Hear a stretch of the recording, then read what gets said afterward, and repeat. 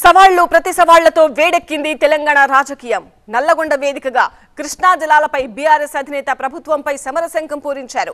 ఇక తగ్గేదే లేదంటూ కాంగ్రెస్ ప్రభుత్వానికి వార్నింగ్ ఇచ్చారు. అటు సీఎం రేవంత్ రెడ్డి సైతం మేడిగడ్డ వేదికగా బీఆర్ఎస్ పై సమరనాదం వినిపించారు. అన్ని పాపాలకు కేసీఆరే కారణమని ఆరోపించారు. అవినీతిపై చర్చ జరగకూడదనే అసెంబ్లీకి రాకుండా నల్లగొండకెళ్లారని ఫైర్ అయ్యారు.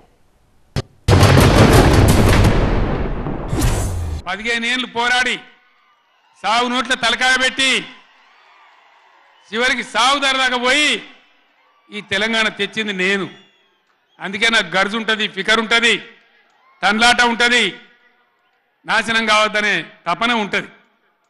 దీన్ని అర్థం చేసుకొని ఎప్పుడు యాక్షన్ కార్యక్రమాలకు పిలిపించినా ప్రభుత్వం యొక్క దమన నీతి నిండగా రేపు చేయాలి, చాలా చేయాల్సి ఉంటుంది. సాగు నోట్లో తలబెట్టి నేను తెలంగాణ సాధించిన అని మళ్ళీ 1 కోటి 1వసారి అబద్ధం చెప్పిండు. ఇప్పటి వరకు 1 కోటి సార్లు తెలంగాణ తెచ్చినాను. ఎన్నిసార్లు బిచ్చమెత్తుకుంటావా సాగు నోట్లో తలబెట్టినా అని? 2 సార్లు ముఖ్యమంత్రి పదవి ఇచ్చారు. 10 సంవత్సరాలు ఈ రాష్ట్రాన్ని పట్టి పీడించినావు, దోసుకున్నావు. ఇంకా కూడా సాగు నోట్ల తలకాయ పెట్టినా, సాగు నోట్ల తలకాయ పెట్టినా అని మాటలు చెప్తున్నావు. సాగు నోట్ల తలకాయ పెట్టిన చంద్రశేఖరరావు శాసనసభలో నీ అవినీతి మీద చర్చ పెడితే నువ్వు నిజంగా సత్యహరిచంద్రునివే, సత్యహరిచంద్రునికి మరో జన్మని ఎత్తినోనివి అయితే అక్కడ వచ్చి కూర్చొని మాట్లాడేది ఉండే.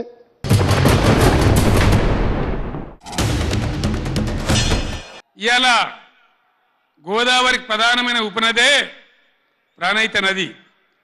ఇవాళ కూడా 5000 క్యూసెక్లు నీళ్ళు వస్తూ ఉన్నాయి. అవి ఎత్తిపోయాలి, ఎల్ఎండి ఎంఎండి నింపాలి, రైతులకు నీళ్ళు ఇవ్వాలి. కానీ ఏం చేస్తారు? మేడిగడ్డ పోతాము, బూరుగడ్డకు పోతాం, బొందలగడ్డకు పోతాము. ఏ తోకమట్టున్నది మేడిగడ్డ అక్కడ. మీ బండారం బిడ్డ ఈ స్టేజ్ మీద కూర్చున్న నాయకులు ఏమవుతున్నామో ఈ అసెంబ్లీ అయిపోయిన తర్వాత మేము కూడా అడిగి పోతాం, మీ చరిత్ర మొత్తం ఎండగడతాం. మేడిగడ్డ బలైపోయింది, అన్నారం సుందిల్లా సున్నమైపోయినాయి ఈరోజు. అందుకే మీరు దీన్ని చాలా అల్కగా తీసుకుంటున్నారు. ఇక్కడ వచ్చిన వాళ్ళని చులకన చేసి మాట్లాడుతున్నారు.